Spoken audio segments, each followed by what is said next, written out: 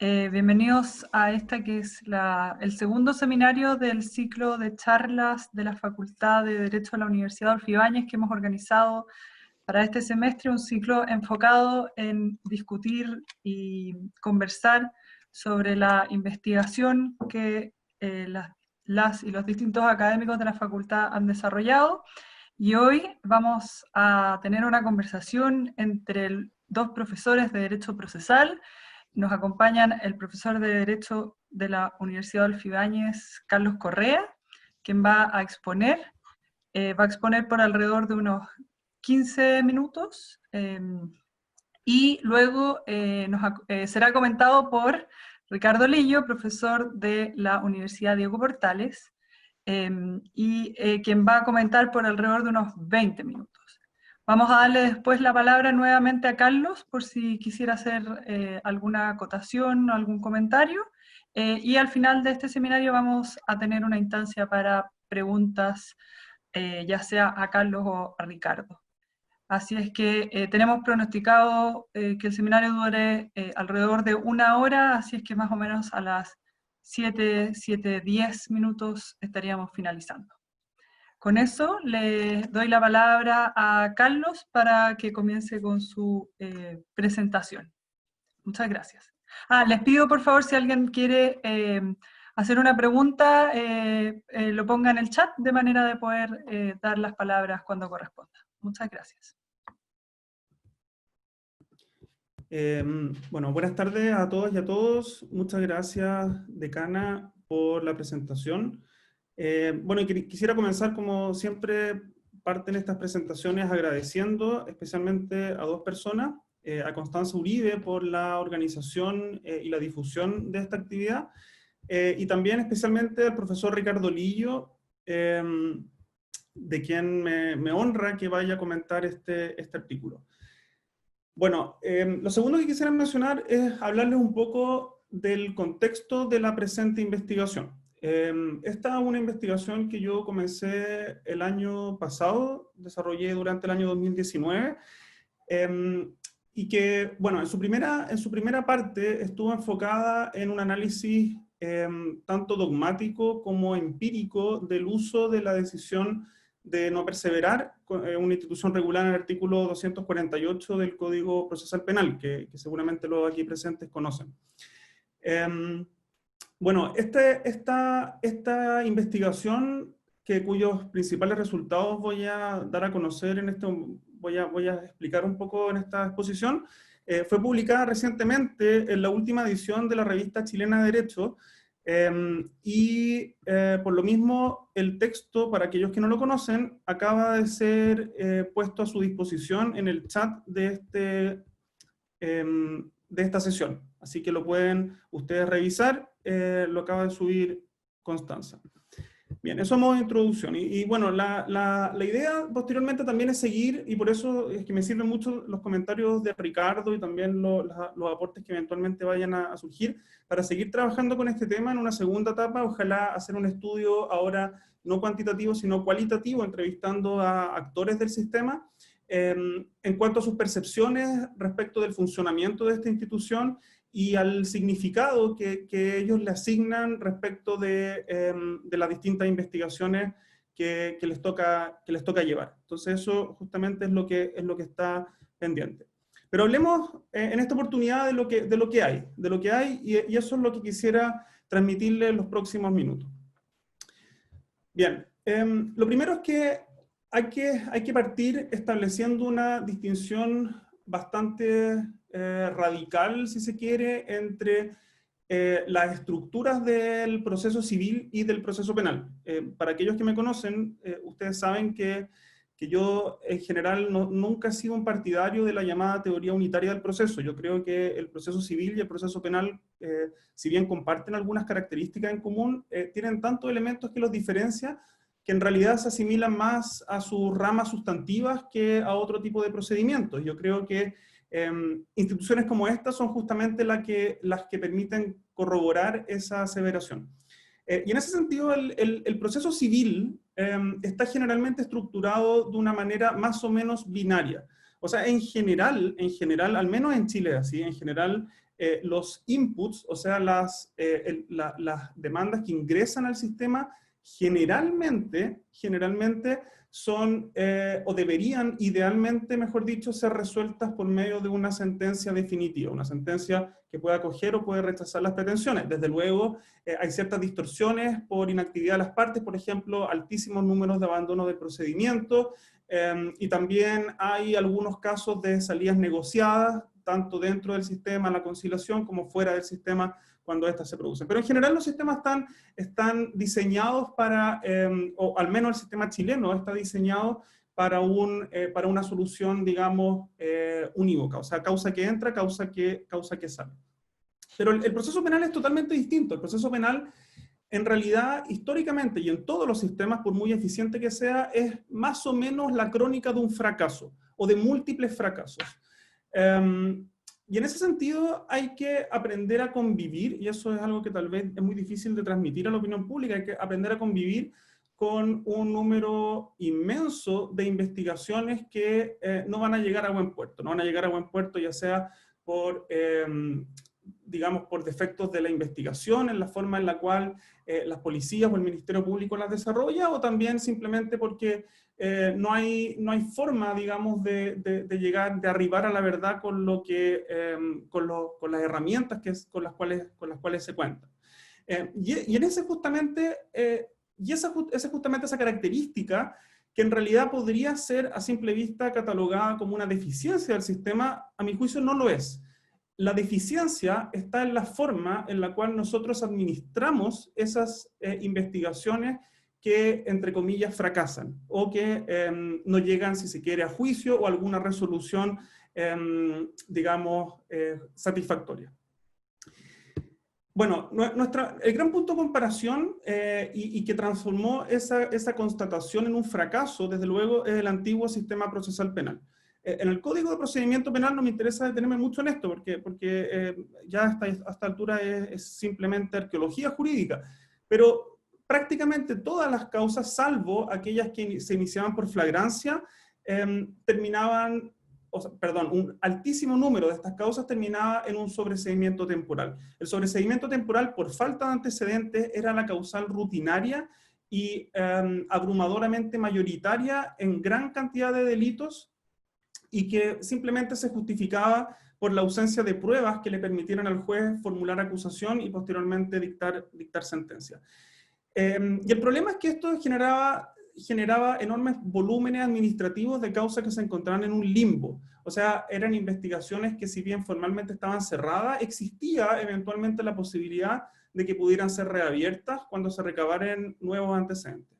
Desde luego esto casi nunca sucedía, y todas las investigaciones terminaban paralizadas hasta que el imputado tenía que pedir algún permiso o salir del país, y ¡pum!, saltaba una alerta de arraigo, saltaba de repente alguna anotación en el extracto de filiación, y ahí lo que procedía era acudir a un abogado para que realizara para que solicitara el sobreseimiento definitivo.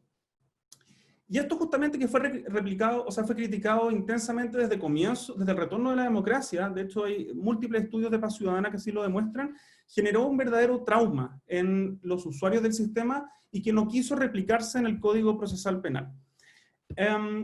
Y ahora, bueno, vamos a la reforma procesal penal. ¿Qué es lo que sucedió? El proyecto originalmente enviado mantenía este sobreseimiento por falta de antecedentes, pero distinguía entre un sobreseimiento definitivo y un sobreseimiento temporal de investigaciones cerradas, dependiendo si era definitivo o temporal, según sus perspectivas de éxito. El sistema originalmente propuesto planteaba un sobreseimiento definitivo para aquellos casos de investigaciones fracasadas, investigaciones sin antecedentes suficientes, pero que no tenían perspectivas razonables de éxito. Y por otro lado, se establecía una causal de sobreseimiento temporal en aquellos casos en los cuales concurrían estos requisitos, pero se establecía que sí podían existir perspectivas razonables de éxito, con la limitación de que este sobreseimiento temporal solamente podía durar 1 año para su reapertura, caso contrario en el cual este se transformaba en sobreseimiento definitivo. Esta propuesta fue aprobada por la Cámara de Diputados, y posteriormente en la Comisión de Constitución, Legislación y Justicia del Senado pasó algo raro, pasó algo extraño, hay poco registro en la historia de la ley, pero lo cierto es que se decidió eliminar esta figura del doble sobreseimiento por falta de antecedentes y reemplazarla por una figura sui generis, una figura única, sin parangón, hasta donde tengo entendido, en el derecho comparado. Y así surgió nuestro artículo 248, letra C, la decisión de no perseverar. El problema que generó esto es que fue una propuesta no sistémica, o sea, fue una propuesta que se incorporó en el cierre de la investigación, la disposición que trata de cerrar la investigación, pero sin considerar las distintas aristas que ella genera a lo largo del procedimiento y que justamente ha dado pie a algunos problemas dogmáticos que a continuación voy a tratar brevemente. Lo primero dice relación con la naturaleza de la decisión de no perseverar. Aquí hay una discusión, para mí era bastante obvio, la verdad. Yo cuando empecé esta investigación, yo tenía muy claro que la decisión de no perseverar era en realidad una decisión administrativa adoptada, si se quiere decir así, unilateralmente por el Ministerio Público, y que no necesitaba ser justificada o refrendada por el tribunal al momento, por medio de una resolución judicial. Pero lo cierto es que existe, o existía más bien, cierta jurisprudencia que le atribuía una función, o sea, una naturaleza jurídica de resolución judicial. Incluso hay algunas que la catalogan de acuerdo a algunas de las categorías del artículo 158 del Código de Procedimiento Civil, catalogándola de sentencia interlocutoria, lo cual era doblemente extraño. Bien, lo cierto es que la jurisprudencia actual se consolidó en el sentido de entenderla como una actuación administrativa del Ministerio Público, lo cual a mí desde luego me parece coherente. Ahora, probatoriamente, ¿dónde se encuentra esta decisión? Cuando el Ministerio Público decide adoptar esta medida, se encuentra en un estado intermedio. Si es que el Ministerio Público tuviese clara la falta de participación del imputado o la falta de realización del delito, lo que haría sería, como todos sabemos, solicitar el sobreseimiento definitivo de acuerdo a las causales de la letra A o de la letra B del artículo 250. Si el Ministerio Público, por el contrario, tuviese antecedentes suficientes como para poder seguir adelante con el procedimiento, lo que haría sería presentar una acusación. Pero se encuentra en un punto intermedio. Si solicita el sobreseimiento, lo más probable es que el tribunal lo rechace. Pero por otro lado, si acusa, se enfrenta a una altísima posibilidad de absolución. Entonces aquí es donde justamente acude a esta figura que confluye con otra figura análoga, que es el archivo provisional, y respecto de la cual me referiré brevemente un poco más adelante. Entonces, a diferencia del sobreseimiento definitivo y de la sentencia absolutoria, en estos casos la investigación no prosigue, pero transfiriéndole el costo de esta indecisión, de esta falta de antecedentes al imputado. Es el imputado el que tiene que convivir de cierta forma por un tiempo más o menos indeterminado, ¿cierto? Supeditado desde luego a la prescripción del delito, a una investigación formalmente cerrada, administrativamente cerrada, pero con una posibilidad de reapertura, indesmentible, como voy a exponer más adelante. Otra cuestión debatida, y que también existe una jurisprudencia más o menos consolidada al respecto, y una práctica también consolidada, dice relación con la necesidad de formalización como requisito previo. Y aquí justamente es un problema en cuanto al diseño de esta institución. Hay dos motivos que han sido esgrimidos por la doctrina y la jurisprudencia para sostener que es necesario formalizar la investigación como un paso previo a decretar la decisión de no perseverar. El primero es una razón de texto. Bueno, en realidad las dos son razones de texto y están las dos en el 248. La primera es que, como ustedes saben, el 248 letra C sostiene que uno de los efectos justamente de la decisión de no perseverar es dejar sin efecto la formalización de la investigación. Entonces, desde luego, ese efecto se dice no existiría o no hubiera sido regulado si es que no fuese posible, o sea, si es que no fuese un requisito la formalización de la investigación. Y por otro lado, se dice que agotadas las diligencias, ¿cierto?, el fiscal procederá a cerrar la investigación Y el artículo 247, la disposición anterior, nos dice que la fecha para el cierre de la investigación se cuenta desde la formalización de la investigación. Entonces también este es el mismo sector de la doctrina y la jurisprudencia, dice que para cerrar la investigación tiene que encontrarse previamente formalizada la investigación. A mi juicio, esa posición es incorrecta por distintos sistemas, por distintos, motivos. Desde luego hay un problema sistémico en la regulación y en la ubicación de la decisión de no perseverar y que efectivamente genera problemas. Ahora, el efecto de formalización que se menciona en el inciso final del 248, a mi juicio, es un efecto eventual. O sea, solamente se va a producir si es que previamente se formalizó, se dio a conocer, digamos, esta imputación de cargos por parte del Ministerio Público, y no en aquellos casos en los cuales esto no se efectuó. Y la razón de fondo para llegar a esta conclusión es una razón práctica bastante evidente. La verdad es que el sistema, la estructura del sistema, a diferencia de lo que hubiese sucedido con el sobreseimiento, no le permite al Ministerio Público generar otra salida distinta de esta en aquellos casos en los cuales se genera este estado probatorio de incertidumbre y en los cuales ya actuó el juez de garantía. Si es que no hubiera actuado el juez de garantía, ustedes saben que se puede recurrir al archivo provisional, pero en este caso, al haber ya actuado, no es ello posible. Bueno, y esto tiene, el único requisito es encontrarse frente a una investigación cerrada, y la incidencia que esto tiene dice relación concreta con el forzamiento de la acusación, que esa es una arista distinta y sobre la cual también se discute si es que es posible o no esta institución sin una formalización previa. Ahora bien, respecto a la reapertura, la reapertura en un momento se discutió si es que era posible o no. Incluso hay algunos artículos al principio que decían que ello no era posible, pero lo cierto es que en la práctica sí. En la práctica sí se efectúa una reapertura de la investigación, pero es marginal. En la región metropolitana esto alcanza aproximadamente al 2% de aquellas investigaciones que ya han sido objeto de una decisión de no perseverar. Y a su vez la decisión de no perseverar también es marginal. Me adelanto un poco a lo que voy a decir al final, alcanzando solamente el 3,5% de los casos ingresados. Ahora, volviendo a los presupuestos de reapertura. Esto necesariamente, a mi juicio, presupone la existencia de prueba nueva. O sea, sin prueba nueva no se puede reabrir una investigación.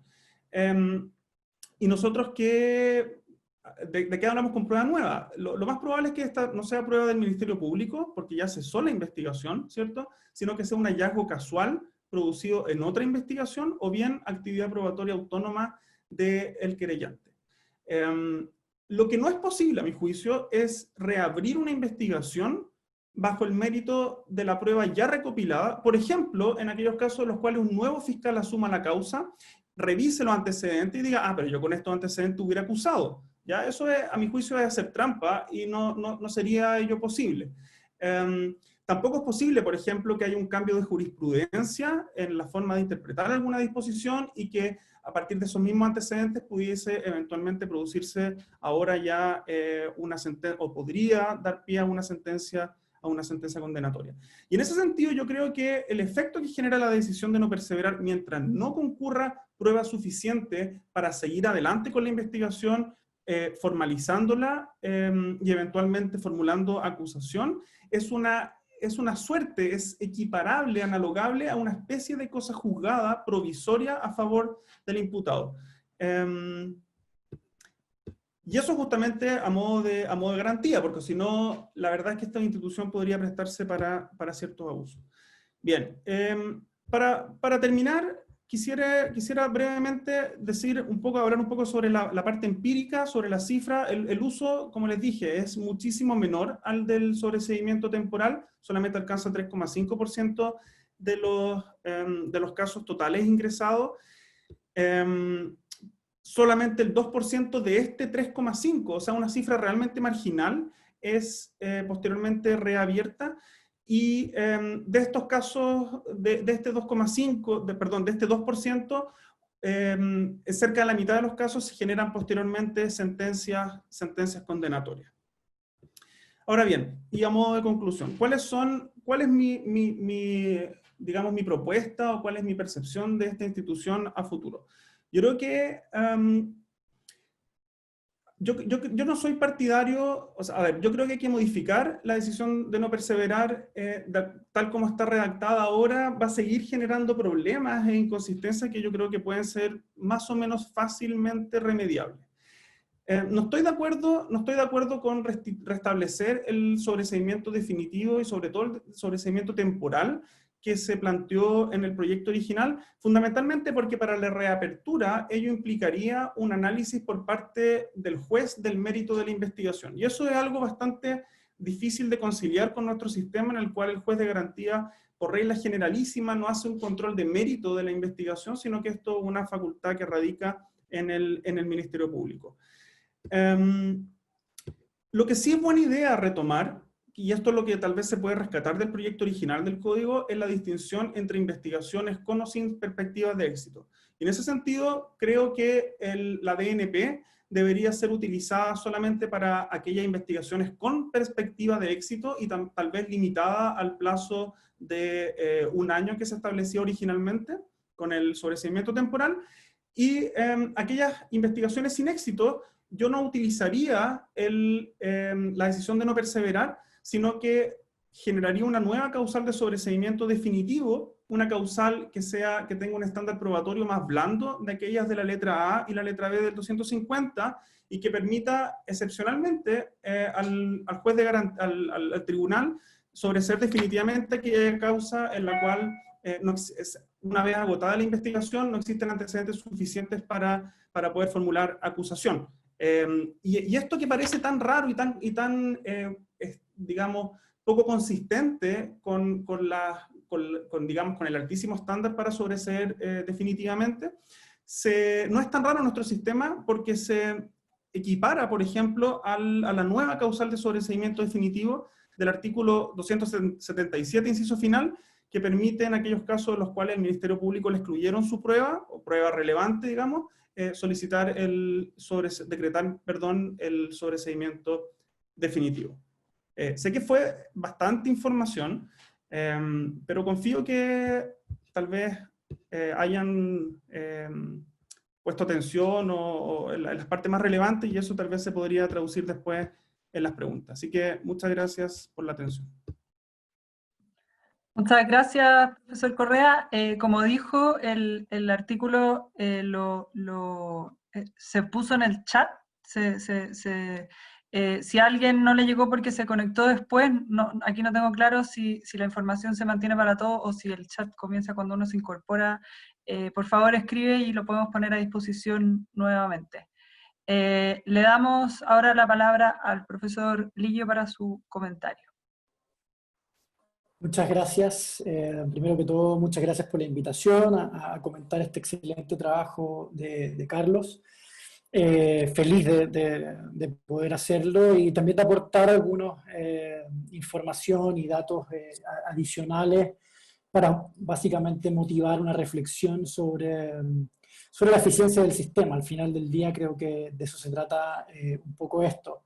Y me parece, partiendo, que ¿no? la tesis en realidad de Carlos un poco va, si uno piensa en ampliar el archivo provisional, a la vez que distinguir, ¿no? entre investigaciones con y sin perspectiva de éxito. Para esta última, ¿cierto? Lo que propone Carlos fundamentalmente es retomar la formulación original del proyecto de Código Procesal Penal. Y para las primeras, ¿no? Para aquellas que tienen cierta perspectiva de investigación, colocar un plazo de 1 año para reabrir esa investigación, ¿cierto?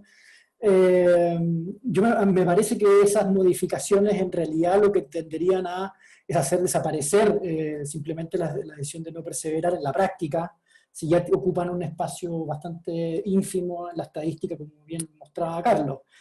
O tendría un espacio muy, muy, muy reducido, creo yo. Y el fundamento que coloca Carlos en su artículo es básicamente que la decisión de no perseverar, bueno, aparte de ser escasamente utilizada, mantendría, ¿no?, algunas de las falencias del antiguo sistema del sobreseimiento temporal del antiguo Código de Procedimiento Penal. Ahora, me parece que es complejo, es difícil comparar ambas instituciones. En tanto, ¿no?, la decisión de no perseverar, como bien lo dice Carlos en su artículo, es un mecanismo que es parte de un sistema, ¿no?, de salidas alternativas y de mecanismos de descongestión. Entonces es difícil hacer una comparación como institución individualmente considerada con el sobreseimiento temporal bajo la aplicación en el antiguo código, como digo. En tanto se comía, se pudiese decir, todo o gran parte de lo que serían estos mecanismos actuales.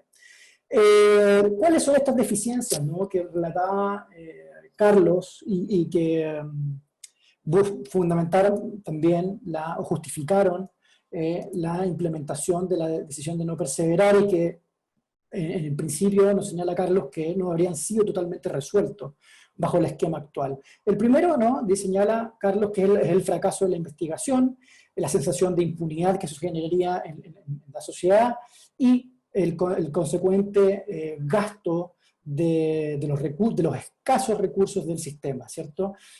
Me parece, sin embargo, que para comparar y saber si estos problemas se han superado o no, necesitamos saber en qué tipos de asuntos se utiliza habitualmente la decisión de no perseverar y en qué etapa suele ser comunicada, para saber cuántos gastos han sido derrochados, si ustedes quieren, y tal vez alguna información más bien cualitativa, como empezaba a plantear Carlos como siguientes pasos de investigación, y algo de eso también voy a comentar. La incertidumbre para el imputado, estoy de acuerdo con Carlos, aunque evidentemente en el sistema actual no es tan grave por la magnitud, ¿no?, como sucedía con el sobreseimiento temporal. Sí, es cierto que hay algún grado de incertidumbre para el imputado, en tanto no hay un plazo para reapertura. Y adelanto desde ya que estoy absolutamente de acuerdo con la propuesta de Carlos en ese sentido. Respecto de la gestión del caso, menciona Carlos también en su artículo, cierto que el problema era, bueno, aparte de que no habían estadísticas, ¿no?, bajo el antiguo sistema, hay muy pocos estudios, uno de los cuales he citado por Carlos, el de Valdivieso, ¿no?, con cifras de tribunales antiguos del año 92. Y luego, ¿no?, y era muy difícil contabilizarlo, porque básicamente los casos no estaban formalmente cerrados. Entonces eso obviamente dificultaba muchísimo el sistema de gestión de las causas en estos tribunales. Ahora, fuera de eso, ya me parece que esa última falencia es evidentemente superada en el sistema actual. Sin embargo, también hay algunas cuestiones de manejo de datos, si ustedes quieren, que es complejo en el sistema actual. Los que nos dedicamos a estudios empíricos del funcionamiento del sistema nos hemos enfrentado diariamente en datos disímiles entre los que publica el Ministerio Público y los que tiene también el Poder Judicial. Yo actualmente en un proyecto que me encuentro trabajando directamente he optado por hacer muestras, porque los datos publicados tienen evidentes problemas desde el punto de vista del manejo del sistema informático, y eso es bien grave.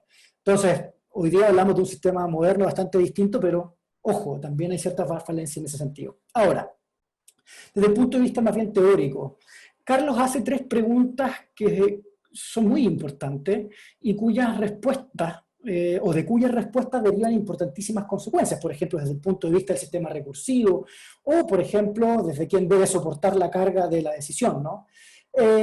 Ya lo decía, ya lo adelantaba Carlos, ¿es la decisión de no perseverar una decisión autónoma del Ministerio Público, o una resolución, o una decisión que es evaluada por el juez de garantía? ¿Es posible comunicar la decisión de no perseverar sin haber formalizado? Y, en tercer lugar, ¿cuándo debe solicitarse? Como bien relata Carlos, respecto de estas 3 es posible ver posiciones contrarias en la doctrina y sobre todo en la jurisprudencia, independiente de que hayan ido decantando por una u otra solución. No voy a entrar en estos debates, porque creo que Carlos ya lo hizo bastante bien en su exposición, relatando estas distintas posiciones contrarias, pero Por ejemplo, solamente una muestra respecto de la primera de estas preguntas, si es que es la DNP una decisión autónoma del Ministerio Público o no. Carlos muestra en su artículo algo que a mí me pareció, me pareció un poco demencial, que la Corte de Apelaciones de San Miguel, en un fallo del año 2010, señalando básicamente que la decisión del juez de garantía de otorgar la medida a solicitud del Ministerio Público es una resolución susceptible de apelación, porque hace imposible la continuación del procedimiento, utilizando las categorías del artículo 158, ¿cierto? Como bien decía Carlos. Y luego, hablando de lo mismo, pero dándole una distinta naturaleza jurídica, señala que la resolución es un auto al establecer derechos para las partes, pero no de carácter permanente como si lo harían las interlocutorias o las definitivas. Otro fallo de la Corte de Apelaciones de San Miguel del año 2010 señala que la Corte no tiene facultades para no tener por comunicada la decisión de no perseverar del Ministerio Público, así como tampoco puede compelerlo a que formalice la investigación contra los imputados, reconociendo así que son facultades privativas de una decisión más bien de carácter administrativa del Ministerio Público. Es decir, en un mismo año encontramos dos fallos que apuntan a cuestiones completamente distintas. Carlos coloca buenos ejemplos también de posiciones contrarias tanto de la segunda a su pregunta como de la tercera a su pregunta. Y me parece que yo creo que está suficientemente descrito, y para ganar un poco de tiempo me salto mostrarlas, ¿no? Pero me parece que con el ejemplo en relación a la primera de esas preguntas queda súper claro. Ahora, por supuesto, la existencia de diversas posiciones jurisprudenciales o doctrinarias en algunos aspectos que me parecieran tan diametralmente distintos, como digo, a veces por una corte en un mismo año, pudiese de todas maneras ser normal, o capaz que a nadie le parece extraño en nuestro medio. Aunque ello puede ser cierto, me parece que una de las maneras de analizar esto, de comprender estas divergencias, si ustedes quieren, para tratar de explicar el por qué, al menos en este caso, me parece que un buen enfoque puede ser la constante tensión que existe entre dos maneras distintas de concebir el proceso penal. Como lo describe Máximo Langer en un trabajo ya bastante famoso que se llama From Legal Transplants to Legal Translations, donde analiza el fenómeno de diseminación del plea bargain americano en distintas partes del mundo. Él muestra básicamente, ¿cierto?, cómo las categorías que solemos utilizar quienes nos dedicamos al derecho comparado entre procesos inquisitivos y procesos adversariales, ¿cierto? Y que él llama el modelo de la disputa entre partes versus el modelo de averiguación de la verdad de carácter oficial. Me parece que esa divergencia, esas dos formas, dos modelos ideales de algún punto de vista, son muy bien reflejados en estos tres debates que nos presenta Carlos. En este artículo, Máximo lo que hace básicamente es dar cuenta de cómo las categorías que tradicionalmente usamos, ¿no?, son en realidad no solo dos maneras distintas de diseñar un proceso penal que se reflejan en elementos procesales en específico, sino también son el producto de diferentes concepciones o lentes a través de los cuales entendemos, estudiamos, ¿no?, y miramos lo que es, o concebimos lo que es un proceso penal. Y además, ambos representan un ideal normativo que básicamente lo que hace es determinar, o busca determinar la manera en que los casos son sometidos al sistema. En ese artículo, Langer señala que hay tres pilares de diferencia entre ambos. El primero son distintas estructuras, lo que él llama, ¿no?, de estructuras de sentido e interpretación. Por ejemplo, mientras bajo un modelo, en el modelo de la disputa entre partes, el juez es concebido como un actor hiperpasivo, como un umpire, en el otro se le concibe con un rol bastante más activo en la búsqueda de la verdad. Y bajo esta lógica, un mismo concepto procesal puede significar cuestiones absolutamente distintas. Por ejemplo, fiscal, en un modelo, puede significar simplemente una de las partes de la disputa que ejerce el derecho de acción, versus en el otro modelo, donde el fiscal es concebido más bien, o se acentúa el rol de oficial del Estado encargado de establecer la veracidad de ciertos hechos de carácter delictivo. Entonces, estas formas de comprender el proceso penal no solamente impactan, como digo, elementos de instituciones procesales específicas, sino también la manera en que los propios actores, ¿no?, entienden su rol en el sistema, lo que Langer llama la disposición individual. Y esta disposición individual no solo es fruto del diseño procesal, sino que también se produce por la socialización, desde lo que enseñamos en las escuelas de derecho hasta lo que conversan dos fiscales en un restaurante comiendo mariscos, digamos. Y la tercera de estas diferencias entre ambos modelos es la distribución de los poderes procesales que cada uno de los principales actores, jueces, fiscales y defensores, tienen dentro de determinado sistema procesal, y que evidentemente se relaciona con estos dos puntos anteriores que he descrito. Entonces me parece que en este punto, es donde el debate que nos presenta Carlos se describe dónde se está jugando el partido, básicamente. Y el punto es que en ambos modelos no se trata de compartimentos estancos e inflexibles, sino más bien, como digo, son más bien modelos ideales, y que en la práctica, dentro de un específico sistema de justicia criminal en concreto, los elementos de ambos modelos se encuentran en tensión. En nuestro caso, incluso ya a 2 décadas de que tengamos en funcionamiento la reforma procesal penal. Y esta manera de concebir ambos modelos explica, por ejemplo, por un lado la existencia del plea bargaining al estilo norteamericano, ¿no? Y también cómo fue importado en otras jurisdicciones, incluida la nuestra, que tradicionalmente se solían identificar con este segundo modelo. Y entonces el plea bargaining en estas otras jurisdicciones se suele incorporar con importantes limitantes desde el punto de vista de la disposición de la acción penal, y a su vez manifestaciones como el forzamiento de la acusación en un sistema como el nuestro.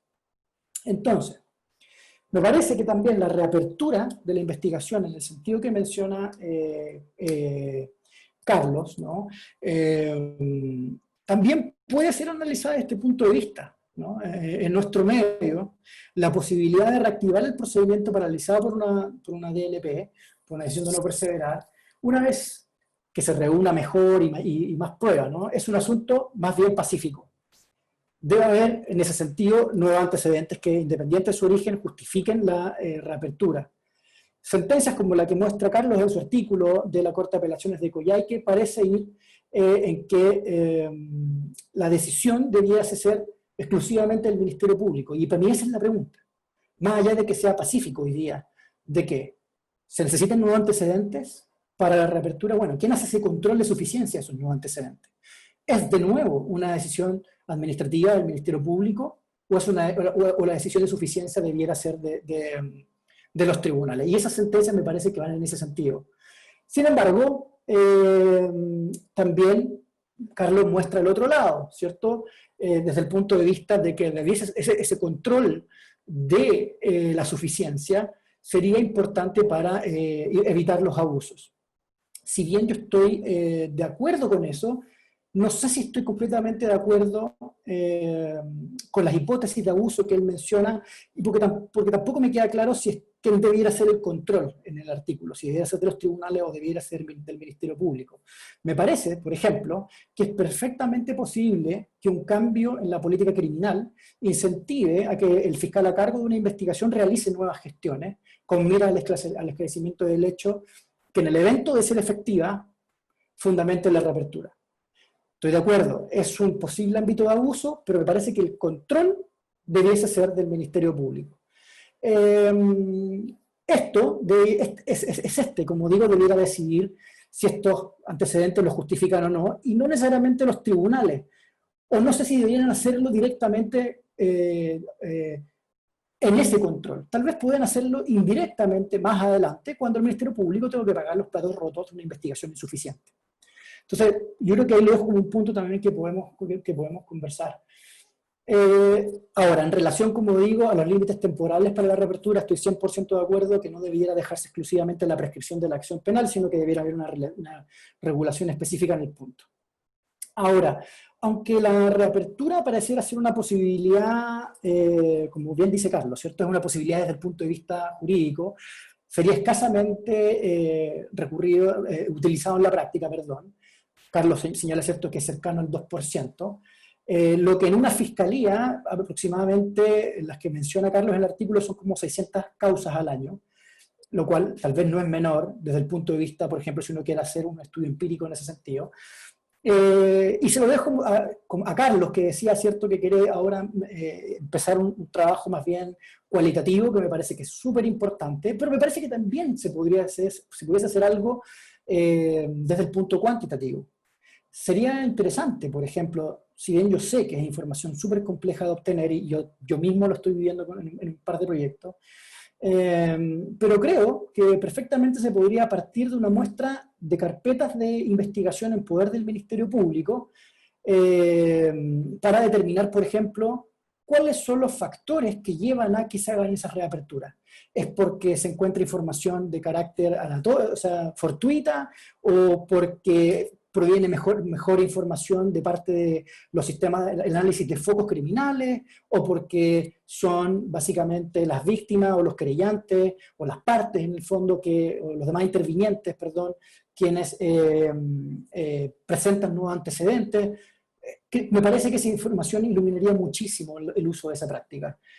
Pero también creo que sería muy interesante, si es que tienes el RUC o el RIC de esas causas, entrar a las carpetas judiciales, porque las carpetas judiciales, si bien no van a tener esa información adicional que tuvo el Ministerio Público necesariamente, sí es posible ver si es que los tribunales están haciendo o no ese control en la práctica, por ejemplo, y de estar haciéndolo, qué tipo de información están valorando. Entonces me parece que sería algo súper interesante a explorar.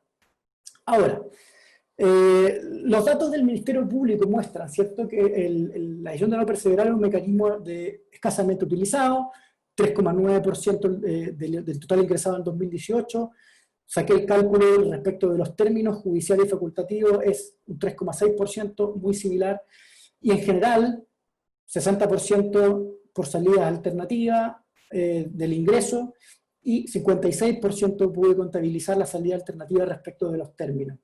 Destaca Carlos, ¿cierto?, que a pesar entonces de la diversidad de mecanismos, el sistema sería capaz de resolver por vía judicial más del 40% de los casos, resultando obviamente, indiscutiblemente, ¿no?, como él señala, más eficiente que el sistema antiguo. Estoy absolutamente de acuerdo que este sistema es más eficiente que el predecesor. Pero también me gustaría presentar algunos datos que me parece pueden ayudar también a cualificar mejor el sistema. Déjenme, en ese sentido, compartirles pantalla rápidamente para mostrarles solamente un par de gráficos. Ok, lo que les estoy mostrando acá es básicamente los datos del Poder Judicial por término del año 2017.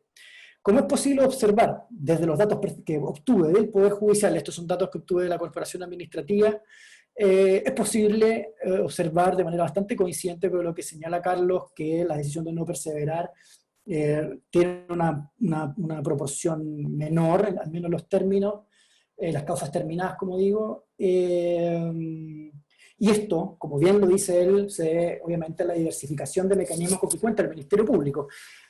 Ahora, en conjunto con otros mecanismos de descongestión, como la facultad de no iniciar investigación o como el principio de oportunidad, suman en conjunto el 35%, el no despreciable suma, o sea, proporción del 35%. Ahora, decisiones que pudiésemos considerar de mayor calidad, como el sobreseimiento definitivo, ocupan un importante 30% de los términos, y las sentencias, esto es en general, incluyendo aquellas que provienen de TOP, pero también aquellas que provienen de procedimientos simplificados y abreviados, ocupan un impresionantísimo 16%. Y quiero simplemente mostrar algunos datos, bueno, y estos datos que son del año 2017 también se ven en el continuo, ¿no? Si nosotros vemos cómo han ido evolucionando a partir del año 2006, sobreseimiento definitivo y sentencia muestran tendencias al aumento, mientras que la salida alternativa muestran más bien algunas bastante estables, pero otras muestran una tendencia más bien a su disminución. Lo cual en principio podría parecer algo súper positivo desde el punto de vista del sistema, pero quería mostrarles estos datos para cualificar un poco estos datos que suelen presentarse como tremendamente positivos. El punto es que si uno estudia las sentencias, en el fondo, ¿cuáles son las sentencias que produce el sistema? Este increíble 16%, ¿no? Uno se encuentra que la gran mayoría de sentencias proviene más bien del procedimiento simplificado. El juicio oral, uno podría pensar, entonces podría ser el juicio oral simplificado, ¿no? Las sentencias, ya voy a mostrar que no es así, pero las sentencias del top, del Tribunal Oral en lo Penal, como puedo mostrar acá, si bien tienen un aumento considerable, todavía ocupan un porcentaje bastante menor de la proporción de sentencias. Y luego, y esto es el gran problema, ya decía, si el gran porcentaje de sentencias en realidad proviene del procedimiento simplificado, y lamentablemente, y esto me lo encontré en el proyecto actual que me encuentro trabajando, y esto me lo confesó el director de informática o el encargado de informática de la Corporación Administrativa del Poder Judicial, solamente a partir del 2015 tenemos datos de sentencias que son producidas en procedimientos simplificados, distinguiendo entre juicio oral simplificado y procedimiento simplificado con reconocimiento de responsabilidad, que en realidad es otra forma de descongestión del sistema como presentaba Carlos. Ese es el punto acá. Y como muestro, aproximadamente el 80% de las sentencias que son obtenidas en procedimientos simplificados provienen de reconocimiento de responsabilidad. Entonces, en general, lo que quiero mostrar acá es que las salidas por sentencia, si bien en principio son una proporción importante, en realidad, y mostraba por otro lado que la salida alternativa son una proporción que tiene una tendencia a la baja, en realidad no es tan así. Y me parece que eso es lo que quería destacar. Y para cerrar, para ir cerrando, porque yo sé que me estoy pasado 2 minutos del tiempo, quería hablar un poco sobre las propuestas de Carlos, ¿no? Ampliar el archivo provisional, permitiendo su utilización en casos que, en los cuales ya ha intervenido, ¿no?, el juez de garantías, pero no se encuentra formalizada la investigación, ampliarlo. Ok, estoy de acuerdo, el punto es, y en base, ¿no?, a los modelos que yo estoy, o a este ejercicio a partir de modelos, si es que vamos a cualificar, ¿no?, por ejemplo, el tiempo que debiese otorgarse para la reapertura, y de nuevo, ¿quién debiera cualificar, ¿no?, de esa definición? ¿Tendría que hacerlo los tribunales o tendría que hacerlo el propio Ministerio Público? Y luego, Carlos, cierto, nos propone hacer esta distinción entre investigaciones concluidas sin posibilidades esperables de éxito, para lo cual propone, cierto, rescatar la descartada causal de sobreseimiento definitivo en el anteproyecto. Estoy de acuerdo. Y respecto de las otras, no, que han surgido nuevos y mejores antecedentes, que los haga el tribunal. El tribunal puede dictar el sobreseimiento, ya sea de oficio o de solicitud de parte. Pero de nuevo, y para terminar, mi punto es ese. Mi punto es ese, ¿a quién le vamos a otorgar esa decisión? Porque creo es central en esta discusión, en esta tensión que podemos ver todavía, como Carlos muy bien lo relata en su artículo, que celebro, que felicito, y que nos llama también a la reflexión en estos otros temas. Muchas gracias. Muchas gracias al profesor Lillo. Vamos a darle unos minutos al profesor Correa para si quiere comentar algo o hacer alguna acotación, y les recuerdo a aquellos que quieran hacer preguntas que por favor lo pongan en el chat para luego abrir un espacio de preguntas después de este comentario. Sí, bueno, gracias Ricardo por los comentarios, por los muy interesantes comentarios. Creo que o sea, me surgen muchas dudas y muchos puntos que quisiera tocar, pero en honor al tiempo me voy a enfocar en 2 cuestiones. Lo primero, bueno, es la duda reiterada respecto del control de suficiencia de los antecedentes, ¿cierto? Que ese es un punto, entiendo que es un punto problemático. A ver, yo creo que lo coherente hoy en día es que el control debería estar al menos implícitamente entregado a la estructura del Ministerio Público. La verdad es que, siendo sincero, no tengo idea cómo opera esto. No sé bien quién toma la decisión. Supongo que puede depender, según la Fiscalía Regional en cuestión, la decisión de reabrir una causa objeto de la decisión de no perseverar. Pero creo que, claro, tal vez habría que afinar un poco este modelo, pero no estoy muy de acuerdo en que hoy en día, al menos, de ley y lata, el control pudiese estar entregado a los tribunales. Y eso por una razón bastante simple. No veo la forma, no veo, digamos, el momento procesal en el cual esto podría tener efecto. Por ejemplo, no sé, pienso en una investigación no formalizada con DNP y en la cual posteriormente se formaliza la investigación. La verdad es que ahí el juez de garantía no puede hacer prácticamente nada. Lo mismo sucede en una investigación formalizada, ¿cierto? Si es que posteriormente se reformaliza, ¿cierto? Y se acusa. Tampoco no hay un control de mérito en la acusación. No veo cómo podría operar esto en la práctica. Ahora, hacer una modificación que permita atribuirle al juez un control de mérito respecto de los nuevos antecedentes, un control de suficiencia de los nuevos antecedentes, como dije, me parece también que es raro, o sea, de acuerdo a la estructura del sistema, ¿sería un control de suficiencia para qué? ¿Sería un control suficiente para acusar? ¿Un control para formalizar? La verdad es que esos son aspectos respecto a los cuales tengo dudas. Yo creo que es más razonable entregarle esto a la autoridad, a la sensatez ideal del Ministerio Público, y que posteriormente, bueno, al final, en último término, el mérito lo tendrá la sentencia definitiva. Y en ese sentido, creo que el sistema opera relativamente bien. O sea, como mencioné, y eso es interesante, de los marginales casos en los cuales se reabre la investigación, un número muy, muy importante se traduce en una sentencia condenatoria. Y eso ya es un indicativo de un cierto nivel de discrecionalidad, digamos, bien empleado por parte del Ministerio Público. Insisto, no sé cómo opera esto administrativamente, pero al menos en la práctica pareciera que opera más o menos bien y de una manera más o menos razonable. Eso respecto a lo primero.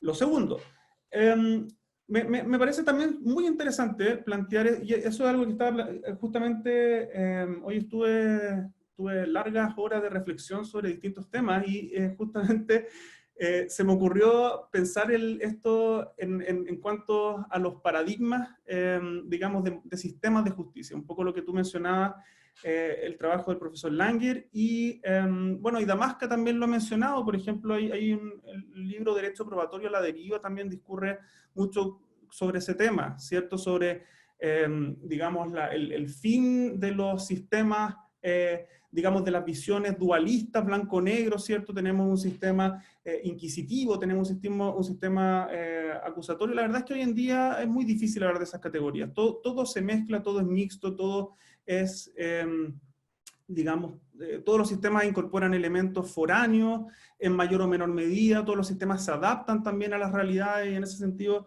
creo que estamos en sistemas altamente sofisticados hoy en día. Pero en ese sentido, lo que puede ser muy interesante de este tipo de salidas, como lo es la DNP, como lo es el archivo provisional también, es que de cierta forma podrían implicar, al menos implícitamente, un cambio de paradigma respecto de lo que todos los profesores de Derecho Procesal Penal solemos enseñar en clase, en el sentido de que nuestro sistema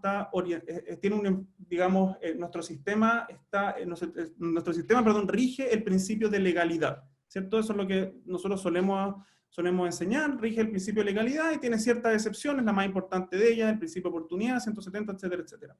En contraposición a ello, uno dice, en el sistema estadounidense, por ejemplo, el Ministerio Público tiene mayor disponibilidad respecto del contenido de digamos, de la persecución, ¿cierto? Sobre el contenido de la imputación, etcétera, etcétera. Pero lo que creo que es interesante plantearse en último término, y yo creo que desde luego nadie lo ha investigado, porque es muy difícil investigarlo, es si tal vez subrepticiamente el Ministerio Público utiliza criterios de oportunidad por medio de este tipo de herramientas. ¿A qué voy? O sea, si es que realmente para que el Ministerio Público considere una investigación agotada o no agotada, y esto rige tanto para el archivo provisional como para la DNP, creo que no hay mucha distinción en ese sentido. ¿Considera, por ejemplo, el Ministerio Público el tipo de delito en el cual nosotros estamos hablando? ¿Considera, por ejemplo, intereses político-criminales referidos no sé, al impacto social que tiene la persecución y la condena de uno u otro delito, o es indiferente? ¿O son puros análisis, digamos, no sé, por ejemplo, de cierto número de diligencias que se completó dependiendo digamos, de la investigación o algún tema de tiempo, por ejemplo? Eso yo no lo sé, pero mi intuición es que al menos implícitamente el Ministerio Público ocupa esto como ciertos criterios de oportunidad, sin querer explicitarlo. O sea, yo creo que no es lo mismo para el Ministerio Público, al menos intuitivamente, no es lo mismo considerar agotada una investigación respecto, por ejemplo, de un parricidio, que respecto de algún delito de bagatela. Y en ese sentido, y eso es algo que en la legislación no queda implícito, o sea, la legislación no hace ninguna distinción a este respecto, pero yo estoy seguro que el Ministerio Público sí lo hace, y eso justamente es un síntoma, a mi juicio, bastante inequívoco de la permeabilidad entre distintos modelos que nosotros solíamos dogmatizar, pero que en realidad son mucho más tenues sus fronteras hoy en día. Muchas gracias, Carlos.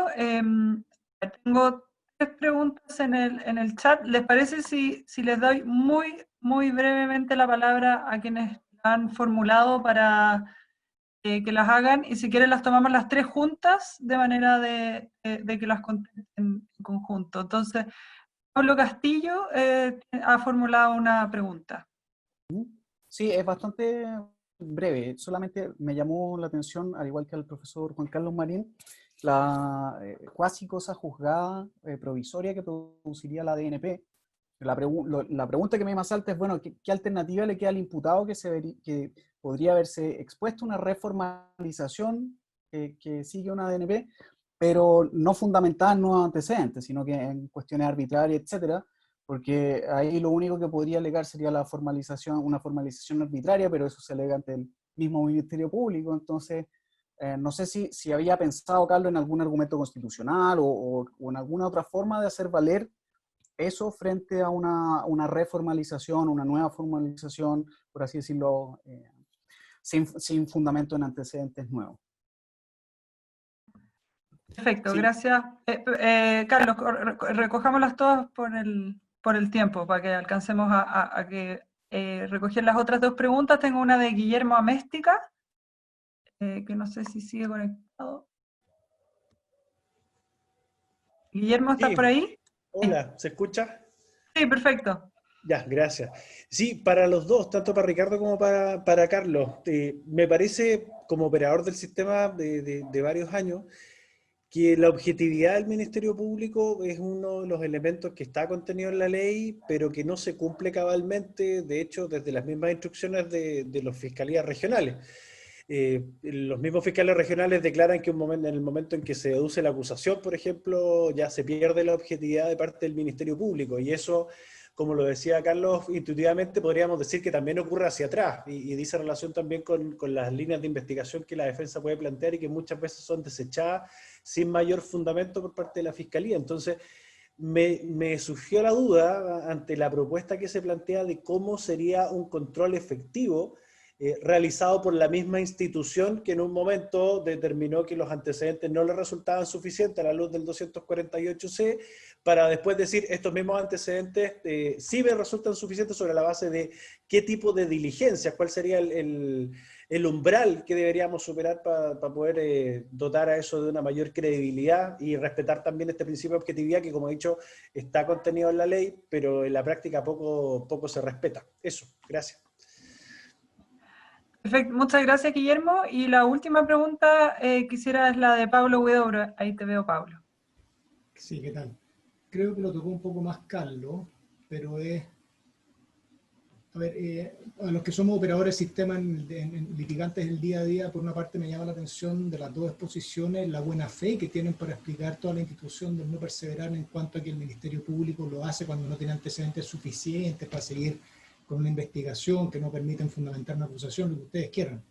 Pero lo cierto es que en la práctica no solamente se aplica eso, sino que se aplica cuando los fiscales no tienen el tiempo derechamente para irse a juicio, cuando no tienen los recursos humanos que los apañen, o derechamente cuando tienen el más mínimo atisbo de que no vayan a condenar, y por eso entonces prefieren no perseverar. Pero no es una cuestión que lo ocupen solamente, se los digo yo porque opero hace muchos años en el sistema solamente, y con mucha humildad, por supuesto, pero no es que lo apliquen solamente cuando creen que no tienen antecedentes suficientes, como dice el texto legal, para fundar una acusación. Eso como primer punto. Y a partir de eso, entonces, que me llama la atención la reflexión de Carlos en cuanto a que dice que se alude a los efectos perniciosos que tiene la institución respecto al imputado, de mantenerlo en este limbo jurídico, de la incerteza de cuándo va a prescribir el delito para quedar exento de toda responsabilidad penal, como podría ser un sobreseimiento. Pero la pregunta, Carlos, también es, más que qué pasa con el imputado, ¿qué pasa con la víctima? ¿Qué pasa con el querellante que está buscando llevar su causa que tiene y está convencido que tiene los medios probatorios, los antecedentes suficientes, convencimiento al tribunal, que tiene buenos alegatos, y no logra convencer al Ministerio Público, por ser una decisión autónoma, de que se atreva, por lo menos a formalizar, en términos tales que formalizado me permita a mí forzar la acusación? Pero ni siquiera eso hacen los fiscales. Entonces, frente a eso, claro, Carlos dice, existe una discusión jurisprudencial que permite, no obstante no haberse formalizado igualmente, forzar la acusación. Son casos contados los dedos de una mano en que la jurisprudencia sí ha resuelto. Lo que se está ocurriendo hoy en día es que estamos acudiendo al Constitucional para que permita, no obstante no haberse formalizado, se pueda forzar la acusación. La pregunta es entonces, en caso de la víctima, ¿qué herramientas ven ustedes para no recurrir al Constitucional por lo demoroso que es, por los costos que conlleva, de poder igualmente convencer al sistema de permitirnos forzar, no obstante no se haya formalizado? Gracias.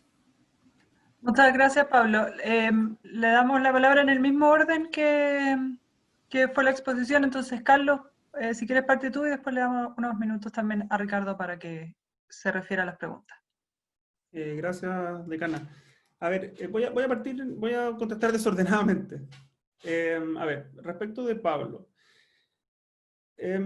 Y respecto a lo último, la verdad es que yo no soy partidario del forzamiento de la acusación sin formalización, ¿ya? Así que no sé si yo soy la persona indicada para dar consejos en ese sentido. Y eso fundamentalmente yo creo por un tema digamos, de monopolio mínimo pero eso, bueno, en realidad es otra discusión. Yo creo que podríamos estar discutiendo de esto horas, pero fundamentalmente por un principio, un examen mínimo de plausibilidad, digamos, que efectúa el Ministerio Público respecto a los antecedentes que se plasman en la formalización de la investigación y que posteriormente se traduce en la acusación. Y bueno, hay algunas razones de texto también sobre la vinculación entre acusación y formalización, pero insisto, es un asunto que da para otra discusión. Ahora, respecto a lo de la buena fe, sí, es cierto, y eso yo lo dije, y lo dije al final, en mi réplica.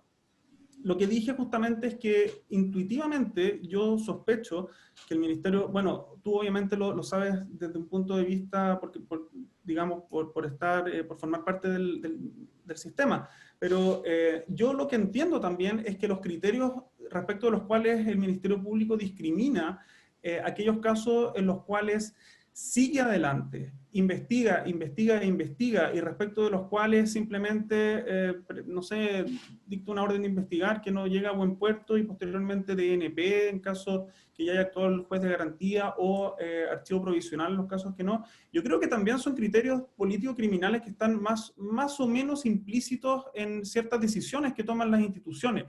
Y en ese sentido yo no soy tan ingenuo como para creer que digamos que esta institución se aplique a rajatabla en todas aquellas investigaciones en las cuales el fiscal va a dormir tranquilo con la conciencia de que él hizo todo lo posible por la averiguación del delito, o sea, por averiguar, digamos, la realización del delito, por proteger a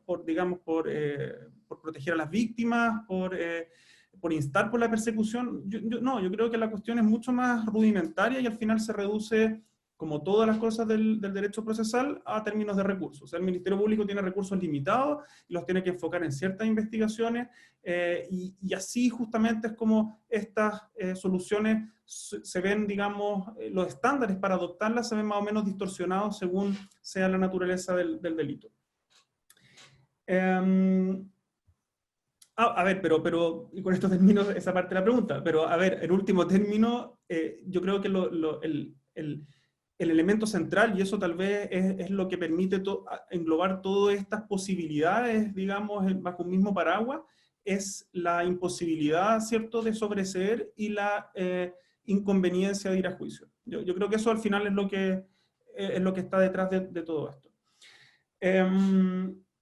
A ver, respecto de la objetividad del Ministerio Público, que en la práctica no se estaría cumpliendo, sí, bueno, ahí, claro, ahí hay algunas manifestaciones ya incluso en el diseño institucional que tienden a alejarse un poco digamos, del principio de objetividad o sea, que la ley debería plasmar nuestro sistema. Por ejemplo, a modo anecdótico casi, el forzamiento de la acusación, en nuestro sistema se plantea un juicio oral solamente con querellante e imputado, siendo, por ejemplo, que en Alemania, que es la institución de la cual esta institución fue tomada, el Ministerio Público, que esto es bien paradójico, el Ministerio Público concurre al juicio oral, pero el Ministerio Público insta por la absolución del imputado. Y eso justamente es una cuestión que podría sonar chocante para nosotros, pero eso es un buen reflejo de un principio de objetividad llevado a la práctica. Respecto del control institucional, y aquí conecto con la primera pregunta, la pregunta de Pablo. Al final, esa es la esencia de esto, y esa yo creo que es la mayor dificultad que tenemos acá.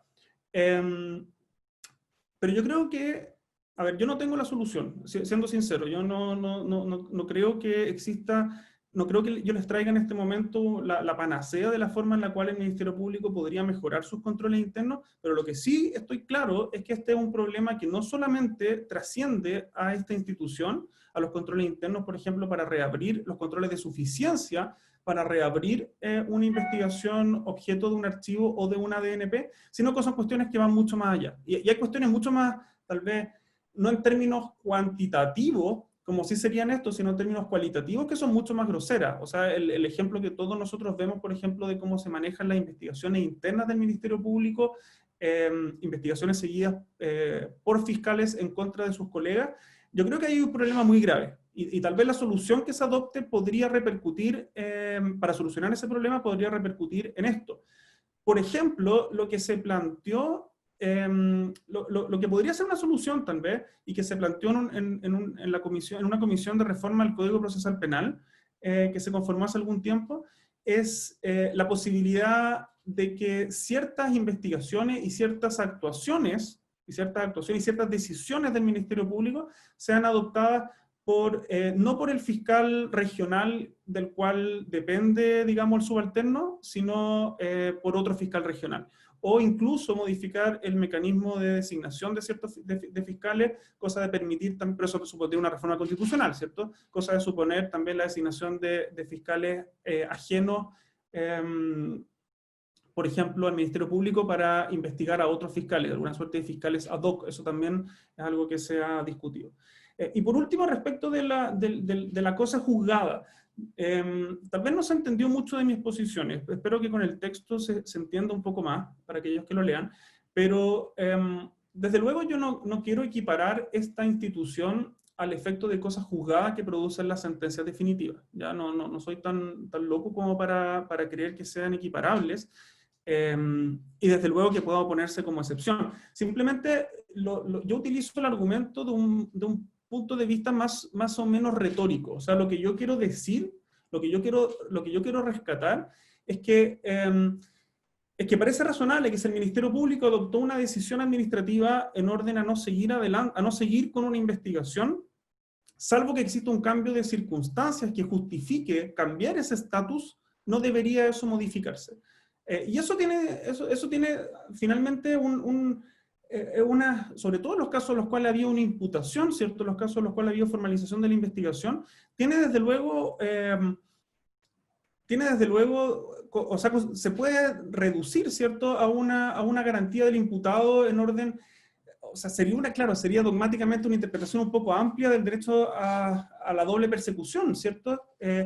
Pero yo creo que finalmente es una garantía, o sea, debería constituir una especie de garantía del imputado. Yo sé que esto es súper blando, pero en realidad es una idea compleja de expresar.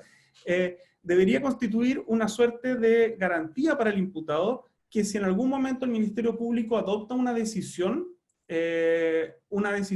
basada, una decisión respecto del futuro de una investigación con ciertos antecedentes, si no cambian las circunstancias, esa decisión debería mantenerse. Al menos si no cambian las circunstancias probatorias, esa situación yo creo que debería mantenerse. Es discutible. Uno me podría perfectamente argumentar de que si cambia la jurisprudencia podría ponerse término a esa situación porque no genera ningún derecho para el imputado. Yo personalmente creo que no. Yo pienso que sería necesario algo más para cambiar esa situación. Creo que con eso contesto las preguntas. Tal vez, no sé si se me está pasando algo, pero bueno, tal vez Ricardo puede contestar lo que se me está pasando. Lo dudo. Ricardo, por favor. No, yo me parece que las preguntas ya mucho más orientadas en el autor del texto, y me parece muy bien que sean así. Mis comentarios son muy breves, porque un poco, nada, para mí son una muestra más de lo que ocurre cuando se incorporan algunas instituciones un poco a contrapelo de la manera en que los propios actores conciben su rol, ¿no? O sea, tanto la incorporación del principio de objetividad como el rol de la víctima, ¿cierto? Hoy día incluso en la Constitución, son evidentemente ajenos, son evidentemente foráneos y extraños al modelo de la disputa entre partes, que creo yo era el modelo que tenían mucho más en la cabeza los redactores del Código Procesal Penal. Y se nota en en varias instituciones. Así que nada, mi reflexión es un poco esa, digamos. El punto es que hoy día los fiscales, cómo se conciben, ¿cierto? Creo que es en la práctica, dice relación mucho más con el modelo de la disputa, es decir, ellos si no expresamente, sino implícitamente y en el funcionamiento práctico, con la disponibilidad de la acción penal. Así que yo estoy también absolutamente de acuerdo con lo que decía Carlos, que en la práctica esto probablemente o posiblemente, pues no lo sabemos, es utilizado no solamente por los criterios legales, sino también por decisiones un poco implícitas de política criminal. Y para cerrar mi comentario, lo único que yo puedo decir es que lo que necesitamos en realidad, o primero que todo, es saber más. Es saber más. Primero, algo que se viene exigiendo al Ministerio Público desde, al menos que yo me dedico a esto, pero probablemente muchísimo más, porque yo soy muy joven, que es la definición expresa de una política criminal, que justamente explicita este tipo de cuestiones. Y que, por lo tanto, la ciudadanía tengamos una rendición de cuentas respecto a esas decisiones. Y lo segundo es una apertura a la investigación empírica, que, de nuevo, esto lo hago como una denuncia, como al menos yo que me dedico mucho a este tipo de investigaciones, es muy difícil, más allá de solicitud de transparencia, ¿no? Y tener datos agregados, muy difícil tener información específica, ¿no? A través de muestras, ¿no?